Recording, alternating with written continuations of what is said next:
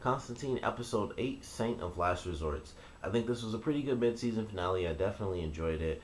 We got to learn some pretty good information. We saw some very interesting enemies, especially one at the very end. I believe the Invoce, which, of course, I don't know. It was like the least subtle, hint of foreshadowing I've ever seen in this show, and that's fine by me. I didn't mind at all that it was. I knew it was coming. I actually thought that it was going to be the main enemy of the episode, but they saved it until the very end. We still really don't know what's going to happen with it because, especially with the way the episode ended, even though if you saw the preview, you kind of know what happened afterwards. We still don't really know if he actually defeated it, like with what they said in the preview, which is that he basically put a demon in himself so he had the power to fight back. We don't really know if he even killed it or if it still just managed to escape because it was wounded. But there's still a ton of questions like how are they back? Were they in hiding? Because based on the way the Invoce looks, it doesn't seem like it's that smart where it's like we have to go into hiding, we got to get the heck out of here. It just seems like it's one of those things that just kind of goes nuts and kills a bunch of stuff.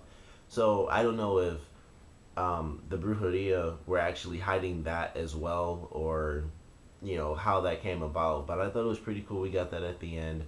I loved all the information we got. Like the Brujeria are the ones who have really been causing the rising darkness. They were also not meant to exist either, but they've just been in hiding. So that was pretty cool. We got like two big creatures that are meant to be just gone. Like they were supposed to have been wiped out with the floods and all this old stuff that happened in the Bible.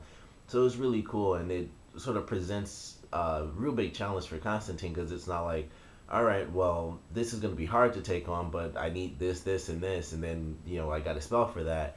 But the Invoce, they weren't supposed to exist, so there's like really no way to defeat them. The Brujeria, the same thing. No one has a spell because everyone kind of thought they were just gone. So I thought that was pretty cool. Another really great thing was one of the characters we met in this episode, Anne Marie. And I think my favorite part about her is the fact that we learned she's the one who got Constantine kind of wrapped up in the magical world. Initially, it just seemed like she was one of the people at Newcastle, and she was just yet another person that got affected by the failure that happened there. Like everyone was affected by that Constantine. She mentioned Gary, and I don't know if she knew what Constantine did to him. I believe it was Gary that was the guy who was killed by the bugs.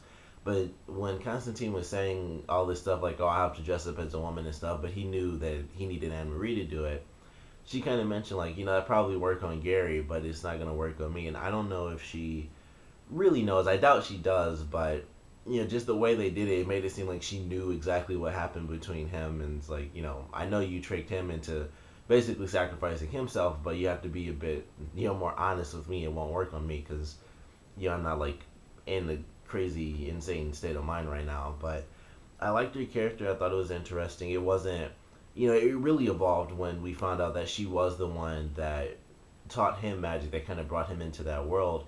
Because it was, before that, it was kind of like Constantine being Constantine, admittedly, like he was with her, and then he kind of just stepped out and cheated. Like they slept together once, and then he kind of just moved on. And excuse me, he did it in a crappy way. Like they explain it, like Chas tells her, like he'd rather hurt your feelings than let you get killed, which is a huge possibility in the world that they live in.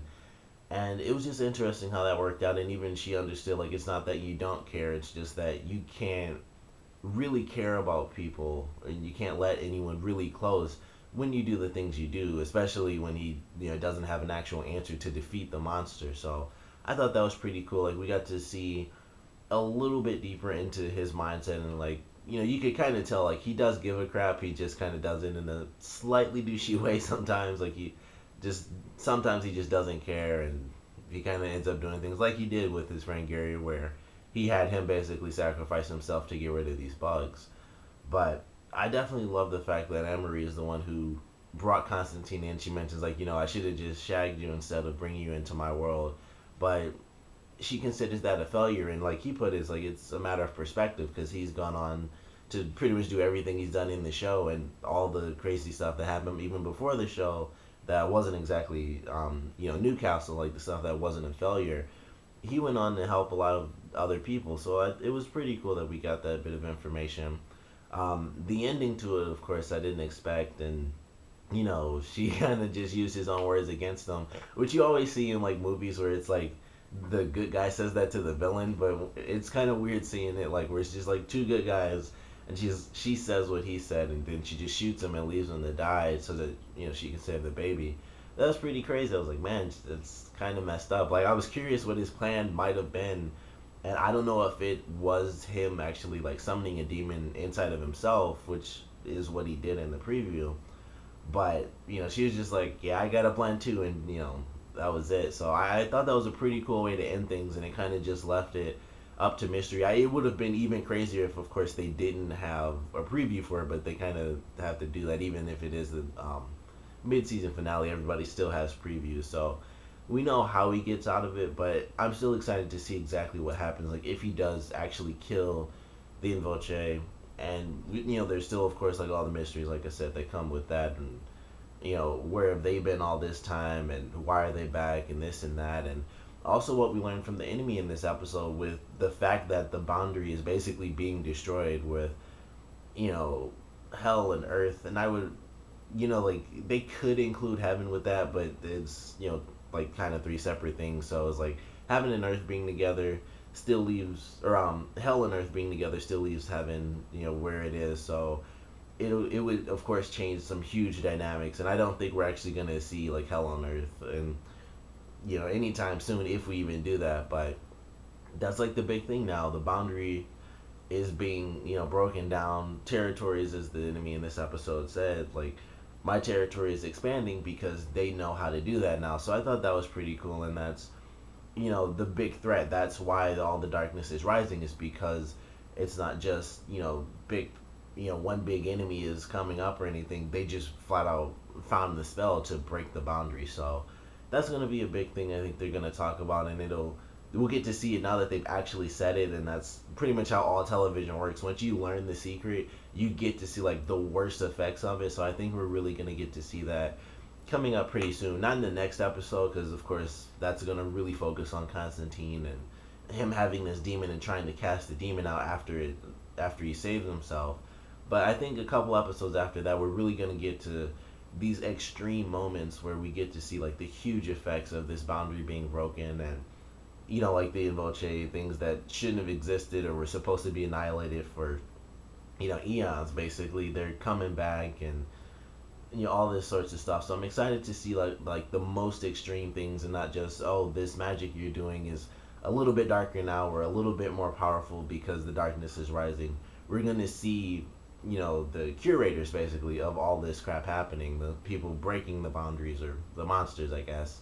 We're gonna get to see them face to face, and I'm really excited to see that, as just how Constantine deals with it. Because like in this episode, there were just flat out two enemies. There was just like, I don't know what to do. Like these creatures weren't supposed to exist for centuries now, and now they're back. No one knows how to stop them or anything like that. So that's what I'm most excited for, is Constantine having to find an answer. We get to see him actually learn something new, because he pretty much knows everything. Like all the episodes we see him, whether it's the spell to defeat the enemy, or it's even something little like the little card that he has that can turn into whatever the holder needs it to.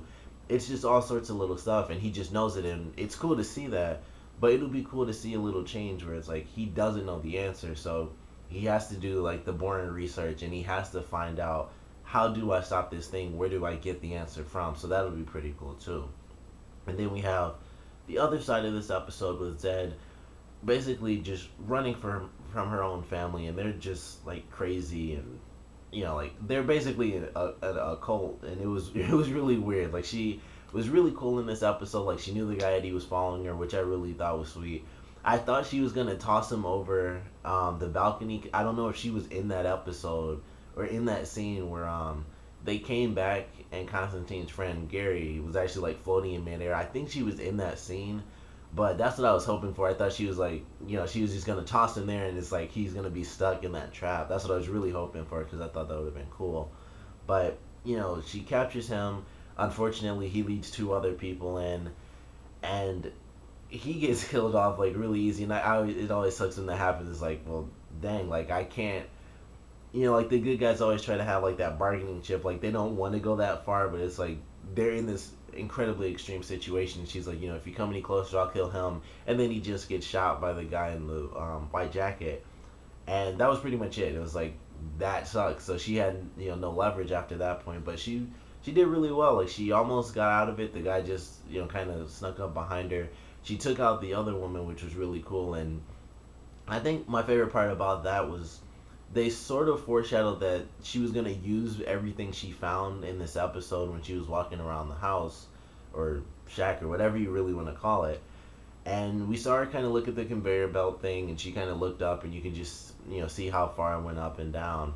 And then she found the room where it was just like infinite darkness, I guess. And I was really hoping to see more of the house where she explored a little bit more. But once you kind of see like you just open a door and you can just fall into nothingness, understandably, you kind of have to be like, all right, I have to kind of get away from this situation. So, I thought it was cool. They kind of showed those two things, and then during her escape and her fight back, she used both. Like she jumped into the conveyor belt, which was a really cool scene. I thought that was really sweet, and she jumped out and did the little roll, and then she fought the woman in the hallway and just tossed her through the door. And it would be interesting if somehow that came back in like a different season. Like this is what this does, and that woman was somehow still alive. I think that would actually be pretty cool. But it sucked that she got caught, so we're gonna see her. Like in the preview, it seemed like she was with Constantine. I don't know. That could easily be hallucinations, or the scenes could have just been so quickly cut together. I thought that they were together or something. I don't know. But we're gonna get to see her with her family. I don't know if we'll actually see her father. I feel like we will, because her father's the one that sent them out there. So if she's been captured, I have to assume we'll actually get to see her father, and we'll learn more about her. And we learned a little bit about her too, where she mentions her childhood and how most of it was her being locked up in the room. Basically, she was used for her powers. Like she's had these powers for a long time, and I don't know if her family actually it's like a lineage thing where other people in her family have this power too.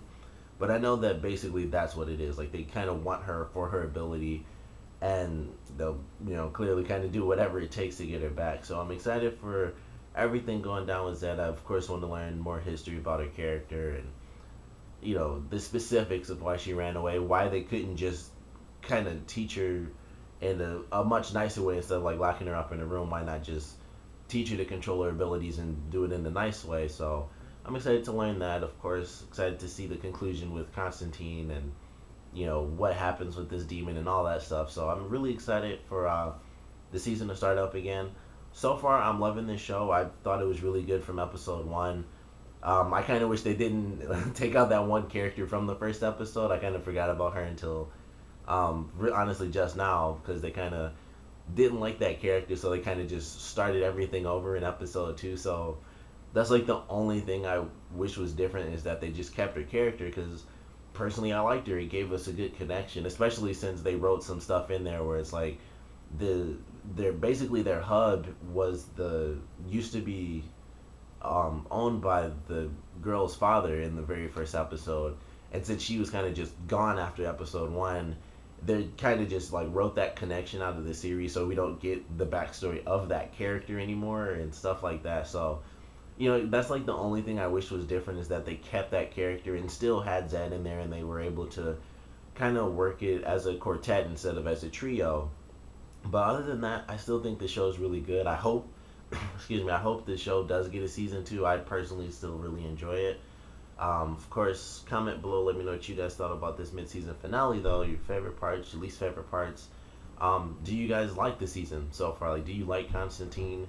Do you want it to get a season two? Like, what did you think about this mid-season finale? The season so far, is it a good representation of Constantine? If you like the comics, if you don't, do you enjoy the representation you're getting? Because personally, I only know Constantine, like a lot of people, I think. I only know Constantine from like the old movie with Keanu Reeves in it. I enjoyed the film. Honestly, I like the show way more, and I think it's just because it's much deeper. It's not just an hour and a half. But I personally love it. I like the characters. I like the concepts. Constantine himself, the guy who plays him, I think he does really well. I think he's really funny. I overall, I just really love the show. I think it's really well done. I don't know if it's gonna get a season two. I really wanted to though, because I think it's, like I said, I think it's pretty sweet. They have some cool references in there all the time, like Doctor Fate helmet. They had like the golden mask in the last episode. They may or may not have Spectre, and I think that mostly depends on whether or not we get a season two. But they have a lot of cool stuff, a lot of cool characters, a lot of crazy magic, and some gross stuff sometimes. Like in this one, when they had like the fruit in the tree, it was like human fruit and stuff. That was kind of nasty, but they just have like cool stuff like that that you don't really see even in other supernatural based TV shows. So I wanted to get a season two. I've loved the season so far. I'm really excited for it. But of course, I want to know what you guys think. So like I said, comment below, let me know, and thanks for watching.